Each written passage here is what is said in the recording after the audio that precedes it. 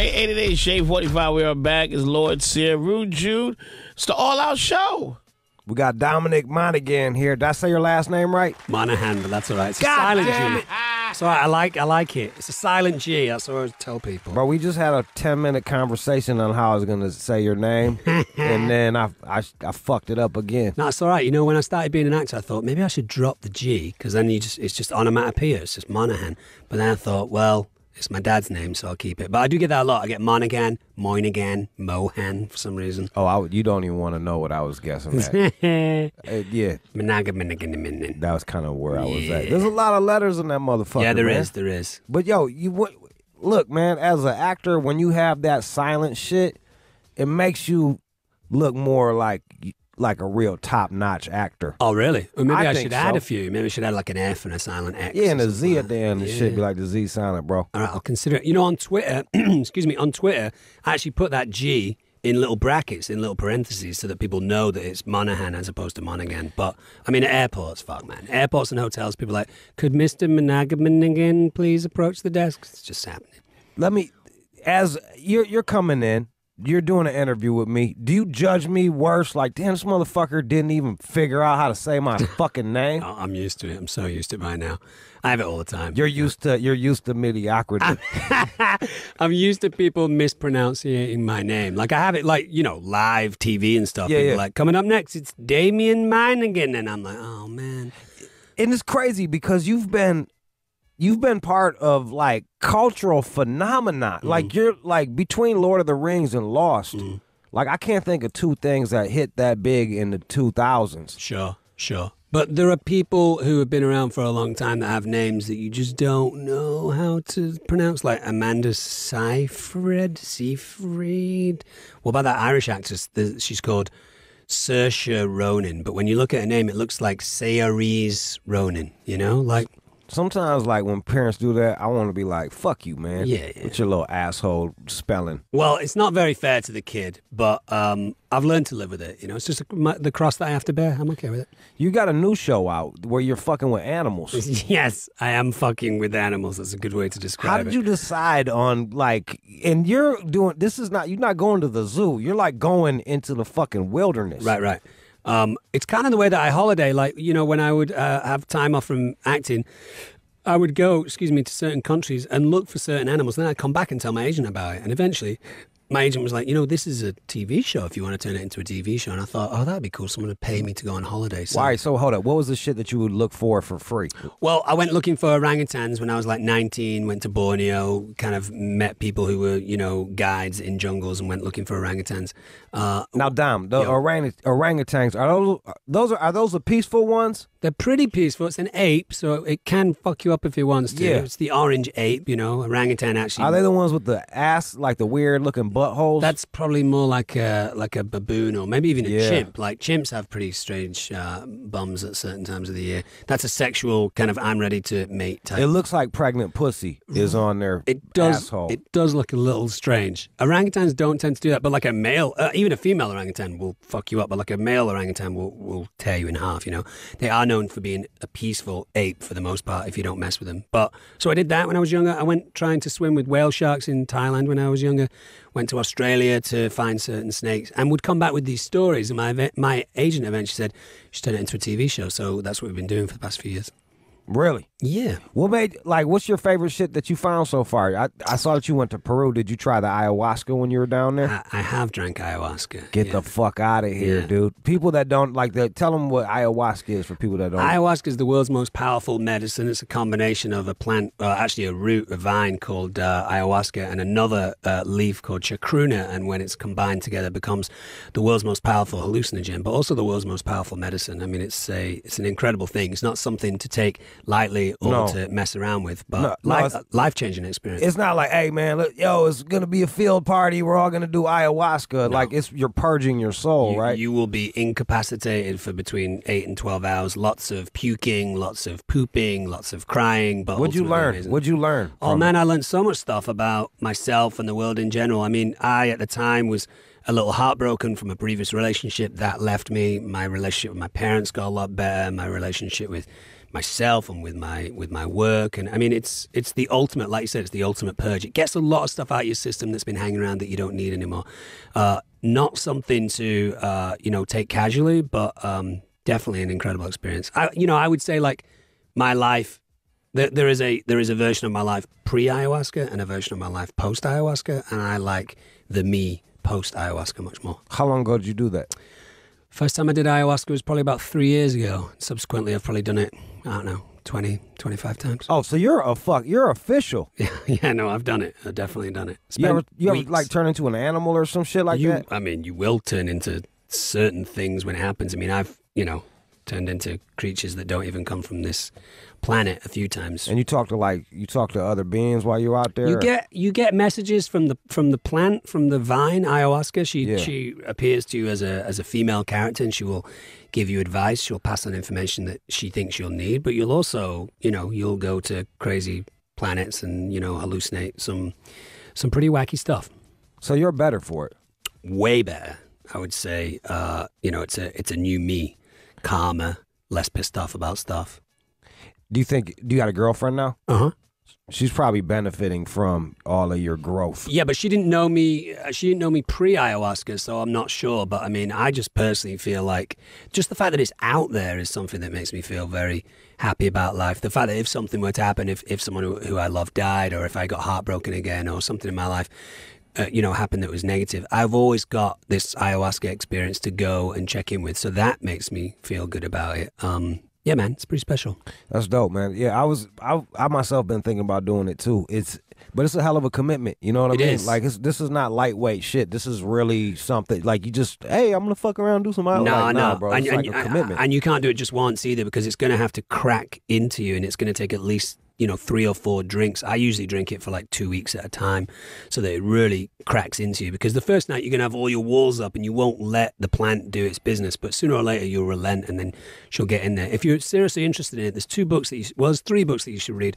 2 books in particular. One's called Ayahuasca in My Blood. It's really good. It's a diary of an American guy who goes down to Peru and drinks ayahuasca, changes his life, changes his family's life, finds out that his brother is ill. He diagnoses his brother's for his illness and saves his life. There's another one called The Cosmic Serpent. She tends to appear as a snake, which strangely, since I love snakes so much, she's never appeared as a snake with me, but she appears a lot as a very friendly snake and helps you through certain things.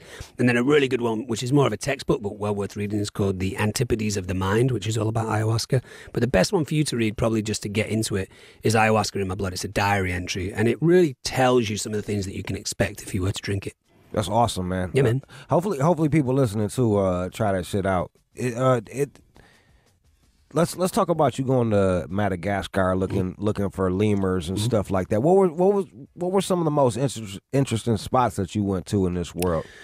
I think Madagascar is one of the ones that really does stand out, because when I was a kid, I was always interested in the place. It's obviously isolated from the rest of the world, just off the coast of Africa, the south coast of Africa, and it's a place that the animals evolved independently of everything else. So you've got the majority of the world's chameleons live there, lemurs, which is one of the most primitive primates that really there's a little adorable monkey face, gorgeous little things. Yeah, they are related to monkeys. They got the big ass eye shits around their eyes. Right. And because they've evolved on an island where they don't have the same predators, they've evolved in different ways. So fascinating little creature. We went down there to see the world's strangest lemur, which is also probably the world's strangest primate. It's called the Aye lemur, Aye. Aye. It's thought to be cursed on the island of Madagascar. They don't want to fuck with that shit. The locals won't go anywhere near it. Big thing, furry, looks a little bit like Yoda and Gollum, covered in black hair. It's got a really long, elongated middle finger that it uses to pull insect larvae out of trees. Nocturnal, massive ears, strange looking, adorable in its own little cute, ugly way. Did you hug it? Didn't hug it because it was wild, wouldn't let me hug it. Did it hold you in his arms? No, it jumped on one of my cameraman's shoulders. Yeah, do you guys ever get fucked up by animals or what? Yeah. I've been bitten by quite a few things, stung by quite a few things. My cameraman's had monkeys jump on his camera and, pull wires out and stuff. We're relatively safe for the most part. Do black people think you're crazy for doing this shit? Well, what's weird is like the locals in a lot of the countries in Africa need to stay away from animals to stay alive. So when we approach them and say, hey, we've come here looking for a cobra, they're like, you guys are fucking ridiculous. We spent our entire life avoiding those things and you're going to go in and find them. So yeah, they probably think we're mental. Yeah, I was kind of curious about that because we used to do a shit called White People Wednesday, and this was a common question, like, why do white people go off into the wilderness to discover animals? Yeah. Yeah. I said it's because we're naturally a curious people. We just always is curious about some shit. Yeah, well, it's where we came from, right? I mean, we did come from there. We did evolve out of forests and jungles. So I think there is a feeling of wanting to get back to the basic thing. I mean, if you wanted to be as safe as possible in your life, you'd stay in. And what do you prefer? What do you mean? Do you prefer going out and being in the wilderness working there, or do you like working on set? No, I like being in jungles and oceans and forests. When you're on set, you're forced to wait around a lot. It gets quite boring. And also, nothing's up to you. It's up to the director or the producer or the cameraman. On my show, I pick the animal, I pick the country, we go do stuff. What do more animals recognize you from?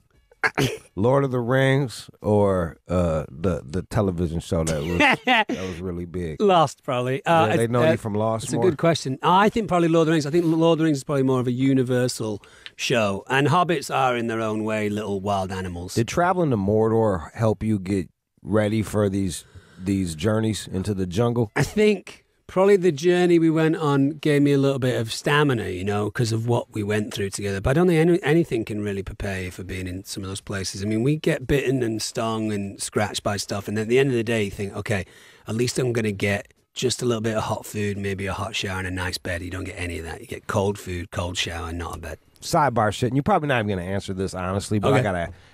Were you like, when you saw The Hobbit coming out and you were like, this is a 90-page book and you really are making it as long as Lord of the Rings? Were you like, really, man? Come on. Did you call up your man? Was like, come on, dog.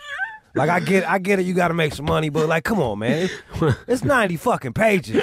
It was like a 20-minute song scene at the beginning of that fucking first movie, man. Yeah, I mean, politically, I'm going to answer that I love those movies and I support them. I think if you were to have Peter Jackson in here, which I'm sure is probably your next guest, we're a little busy for him. Man. Yeah, I think he would probably say that, you know, he's working with a lot more richer material in the Lord of the Rings trilogy than The Hobbit. But The Hobbit made $1 bajillion and kids love it. I mean, I know kids that love the Hobbit trilogy more than the Lord of the Rings trilogy. So go figure, you know. Some people like the Phantom Menace more than Empire Strikes Back. It happens, you know. You know what? You guys stayed so true to the end of that fucking the end of Lord of the Rings. Mm-hmm. That's the one thing I don't like the ending of that book. It just keeps going on, and I'm like, just fucking tighten it up. Yeah, enough already. Well, I think the thing that happened, obviously with the book, and then Pete felt like he had to do it with the film, is by that point there's so many charismatic characters that you want to say goodbye to. You can't just be like, all right, peace, Aragorn, see you later. You need the Aragorn goodbye, then you need the Legolas goodbye, then you need the Frodo goodbye, you need the Gandalf goodbye. I think that's why it happened, you know. You know, I brought my girl there at the time to see. We were no longer together. Sorry about that. It's because of this movie. Oh, nice. No, it was because of Star Wars, actually. Oh, no shit. It was because of a lot of things, Dom. Let's be real. But I was like, man, you're going to love this fucking movie. And I'm like, you know, that's my shit. And then it kept taking forever to end, and she just was rolling her eyes at me. Yeah.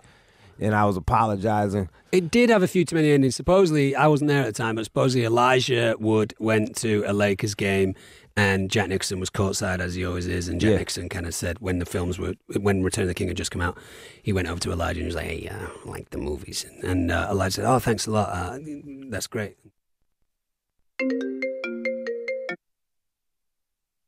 Glad you saw him. And he said, you got to tell your director. Too many endings. So even Jack Nicholson wasn't into it, you know? All right, I don't feel... Look, it didn't ruin it, but it was... It's long, man. I just had to tell you that. I couldn't sit here... I'm fine with it. Like, I would have felt like I'd have been lying to you by omitting these things from you. We got to keep it real. I think the director's cut, all three of the director's cut, adds up to something like 12 and a half hours, you know? So it's a hell of a commitment, but if you're into that world, you're into it, you know? Do you want to do any other medieval shit? Of course. What's some shit you want to do? Well, I'm a big fan of a video game called Skyrim. I don't know if you know it. But I heard, all my nerd homies fucking love Skyrim. So it's like Dungeons and Dragons meets a little World of Warcraft type thing. If they ever make a film of Skyrim, I'm into it. It's like Nords, almost like Nordic, Swedish, Norwegian people fighting monsters and ghouls, and there's magic and stuff. If we did anything like that, I'd do it. I'd love to do Game of Thrones, even if it's just to kiss one of those gorgeous girls in there. You know? Do you think it's gonna be hard for you to do Game of Thrones because you're clicked up with motherfucking Lord of the Rings? Well, I just wonder if maybe I'm a little bit too associated with Lord of the Rings. You know, the audience would be like, oh, now there's hobbits in this world. You know, I mean, there's no hobbits in Game of Thrones. You know, you still got the feet too, huh? Yeah, every day, man. Be real, dog. You ever fuck with them things on? No, I haven't. No, I haven't. Honestly, I've not. I have had some girls be you like... You take your sex game too serious to be thrown on?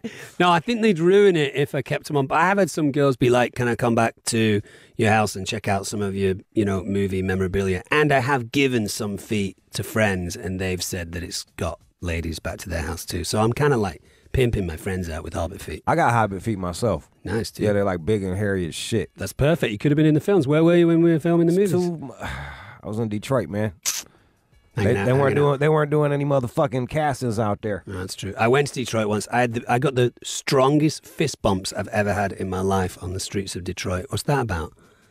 Like, I went to an Eminem concert. It's the only time I've ever been to Detroit. Went to an Eminem concert, and on the way to the concert, I think I got 2, maybe 3 fist bumps from people, and they were really strong fist bumps, almost like a punch, like a legitimate punch. It's tough, the streets of Detroit. Look, I'm sure you hear this a lot, but we're going to end with this one. And look, I don't want to dwell in the past, but... What's happening? You're Googling. This is for you, bro. Okay. This is for you, man. Right here, man, on the hip-hop show. Little ramble on. Okay. You're like, this is about me. You have like, this Led is my... Zeppelin. Was this your theme song? We did listen to a little bit of Led Zeppelin, the Battle of Evermore and stuff like that. Are you more of a Beatles guy then? I am more of a Beatles guy, but that's all right. I love me some Zeppelin. Well, I'll play a bit of this and we'll jump into the Beatles. I mean, the fact that they were writing about Mordor and stuff like that and the Shire. Amazing. They write about fucking chicks and medieval fantasy. That's what they write about. So it's one of the greatest rock bands of all time. You guys got to be pretty proud of yourself out there in England. Like, per capita, you guys are crushing it as far as just music. Yeah, I mean, in terms of the landmass of England, the amount of artists that have come out of there is pretty extraordinary, you know. I got a chance, I know David Bowie died not too long ago. I got a chance to meet him with Elijah Get out of here. years ago. And like, you know, I was a kid growing up with his music. So to be at a point where he kind of knew who I was and we got to meet him backstage and we hung out for a little bit, I was like, thank God for these movies, man. Amazing. I ran away from Paul McCartney once. Why? Because I'm terrified. He's the closest thing to a hero for me. And he wanted to meet Pete. We were at a party. Why does Paul McCartney look like all my old aunties and shit now? Isn't that what everyone looks like when they get older? Yeah. But they were like, Paul McCartney's coming in. I said to Pete, Paul McCartney's coming in. Would you like to meet him? And Pete and I are huge Beatles fans. And he was like, yeah, of course.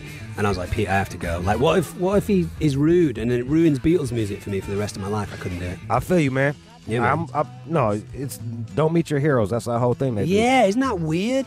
And every time I meet my sporting heroes, I get nervous as well. I'm a big Manchester United fan. They make me sweat. They make me flop sweat when I meet them, so I avoid them now. I don't blame you, dog. What station's is your show on? Travel Channel, Wednesday nights, 9 o'clock. Crushing it. Wild Things with Dominic Monaghan. We're doing a 38-week runs because they're going to show seasons 1 and 2 and then 3. I'm gonna watch it on my motherfucker. I don't have cable anymore, but I can watch it on Amazon Prime, can I? Yeah, and you can watch it on travelchannel.com as well. So if you went online and Googled it. .com. .com. Fucking great. Yeah. Hey, pull up a Beatles song. My shit's fucking up over here. I'll play a Beatles song for you. What do you want to hear from the Beatles? See if they can, maybe Tomorrow Never Knows. Anything from Revolver or anything from the White Album side too. Rubber Soul. Anything like that. Those are my favourite Beatles songs. Lennon's my big hero, but I mean, obviously McCartney's a genius as well. I always think I like Lennon, but I tend to like McCartney songs more. You know, I think McCartney's probably a better songwriter and arguably a better singer, but Lennon's got more edge, he's got more fire, he's got more angst, you know? What are you drinking? What's that? This is Talking Rain. It's like Mountain Dew? It's bubbly waters. Interesting. Oh, it's just water. Yeah. Fizzy water. You want some? I thought it was like beer or something, like you were drinking some Coors Light or something. On the low. I take my job serious. I might crack a cum joke on you, but damn, I take my job seriously, man. I love it. Here we go. Oh yeah. This is for you, man. Nice. That's cool. It was cool to hear about you using psychedelics for growth, man. That's fucking awesome. Hey, thanks for sharing that with us. Human growth is very important, however way you can find it, you know? Agreed, man. Dom, I appreciate you coming on. I'm afraid to say your name again because I feel like I'm a fucking Monaghan. Yo! Nailed it. God, Dom Monaghan. Thanks, man. Take it easy. This is the All Out Show on Shade 45.